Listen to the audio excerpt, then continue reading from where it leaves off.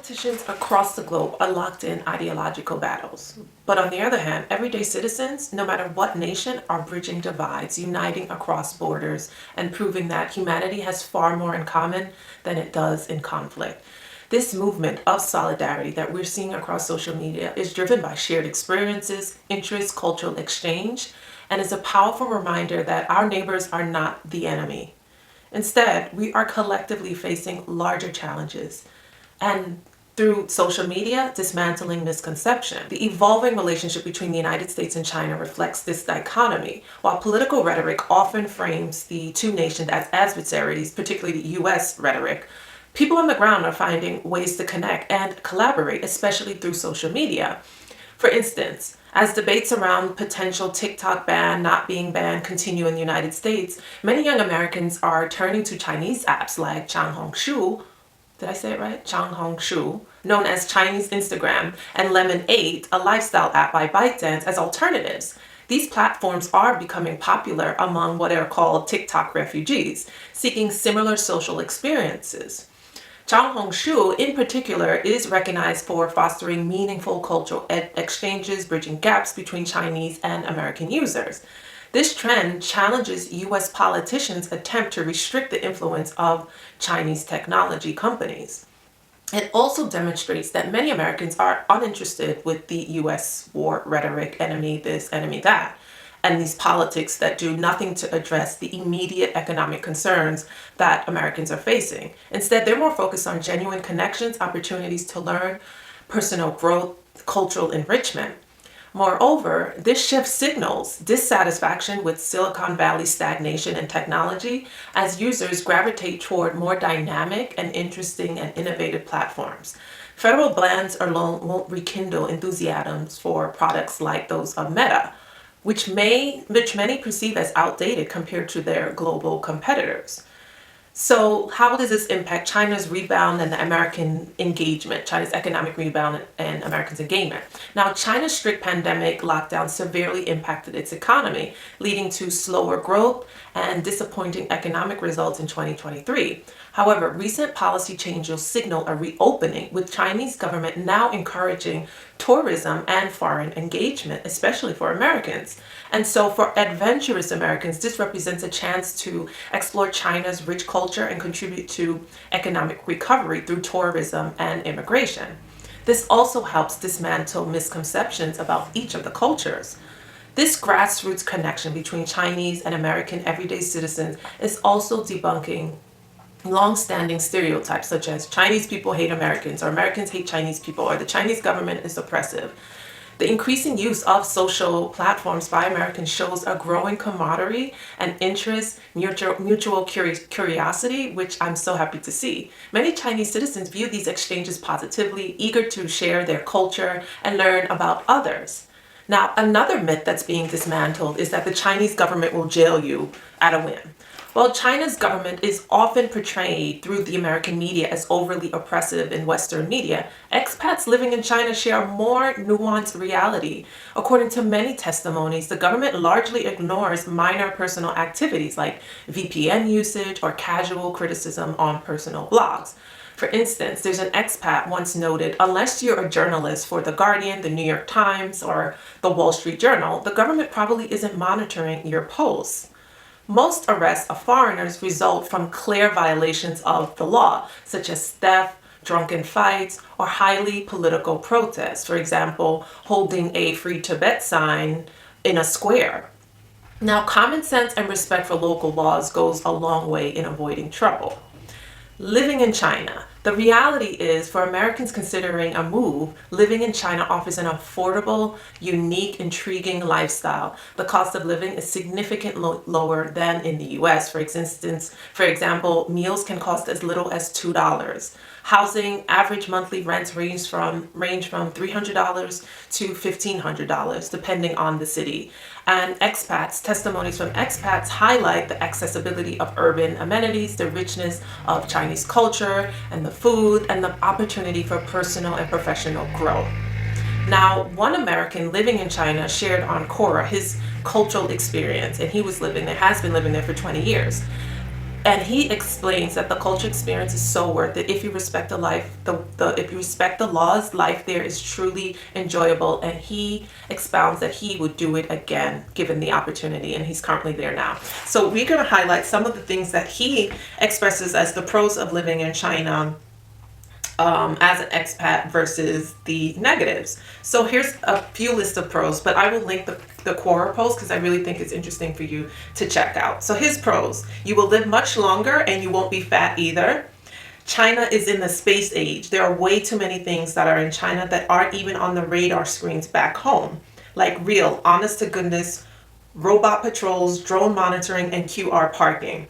High-speed trains are amazing. You will never want to fly again.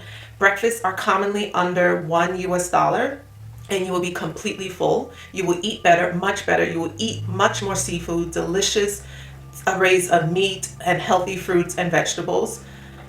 China is seriously pet friendly. The Chinese treat their pets like little children. It's insane and cute at the same time. The most common pets are dogs and cats, just like in the States, but there are other pets as well. The third most common seems to be rabbits, where back in Pennsylvania it was ferrets. You can make U-turns. There's very little in the way of canned food stuff. There's an enormous frozen food section, all sorts of spices and pickled items, but actually canned foods really don't exist. There's an enormous variety in food items. All the public areas are super clean. Sorry, there's some motor something going. All the public areas are super clean, old or new, it doesn't even matter. Public buses and transport are all electric, means that they are quieter and do not billow out pollution. There's zero unemployment. Everyone is provided a job if they don't have one, and they are the responsibility of the community. Homelessness, vagrants, beggars are collected when they are reported, taken to the local police station, which identifies them. They are then provided with healthcare, food, a bunk, a trip back to their community with friends and family. EV station chargers are plentiful. Rideshare bikes apps are cheap and come with bicycle superhighways where you ride under large shady trees off the roads. No one tips and no one accepts tips either. There's no April tax reports to fill out, nor do you have to report any income tax to the government, nor do you have to hire an accountant, buy the latest version of TurboTax, or go to H&R Block for tax advice. Cigarettes are cheap and you could smoke almost anywhere, offices included, as long as you have an ashtray. Friendship and family is very important. China is 100% cashless. You scan QR codes to buy or do anything. You will never starve. China is a nation that loves to share food. Car blocking you in a parking spot, no problem. Scan the plate and instantly your phone will call the number of the car owner or driver. That is order if I ever saw it. WeChat is everything. You will be able to save money, lots of money. Unlike the U.S., there aren't millions of tiny hands in your wallet. Medical care is very cheap and easy to get. Local clinics are everywhere and your medical history is transported no matter where you go. Integration of the medical system. You will need a doctor's prescription for most medicines. You will be able to buy new top-line cars, whether it's a luxury brand or a cutting-edge EV. You will probably end up with multiple cars. You will be accepted by Chinese, and friendship will form easily, which differs substantially from that of other cultures. When you're hired, you will have a contract. You will never be laid off or fired without notice, such as what is common in the U.S. If you merit a firing, it becomes a law case and a judge will determine what will happen. Typical contracts are 2 to 3 years. During the time that you work, you will never worry about layoff because of some downturn in news. All businesses are required to provide meals and housing for their employees or the equivalent regional norms in compensation to you. Typically, single people will share an apartment with another person, but if married, the company will give you one for your family and loan. All businesses will, by law, provide you with yearly round-trip plane tickets to visit your family. So if you are a foreigner, this is an international trip. If you are Chinese, this ticket is negotiated within your contract. You will be able to buy nice homes, a bunch actually, and they will be appreciated in value. He owns a house that cost him 40,000 USD. Today it's worth 9 million USD. Wow. You'll be able to fish and you won't need permits to do so. You will never be alone. There's people everywhere and they really love to talk to Americans. The police will leave you alone as long as you obey the law. They will be respectful and helpful to you. Massages are cheap, plentiful, and everywhere. A massage can run as low as $3 US. A meeting will typically not be held Western standard in a Western style with conference rooms. Instead, it will be more intimate with tea table, and you will discuss things over tea and cigarettes. Here are some of the cons. The Chinese democracy is very different from the American brand of democracy. The Chinese don't talk or understand freedom. Instead, they understand family. If you try to be too independent, this is frowned upon and may get you in trouble. You are forever a guest in someone else's land. Accept that fact. You will never wear outside shoes in someone else's home. It's considered downright boorish. No one knows what rights are. And when you try to explain them the American Bill of Rights, they will think that you're an idealist and not a pragmatist. Their argument is, what does it matter when you have the freedom to speak, but risk social banning if you speak things that are to be unspoken of? Seems logical. Like it or not, the actions of American leadership will fall on your shoulders. If the president is popular like Obama was, you will be viewed with favor. If he's unpopular in China, you will be viewed as supporting his actions, so to speak. You can never obtain citizenship as a foreigner unless you have Chinese ancestry. To enter China, you will have your full biometrics added to your database. And from that moment on, you will be 100% tracked by AI. You will be left alone, but if there's an emergency, your phone will light up and the police will come and pick you up within minutes. You will not be able to do any kinds of illegal drug, none, zero, and you will not be able to get out of any mess associated with doing drugs.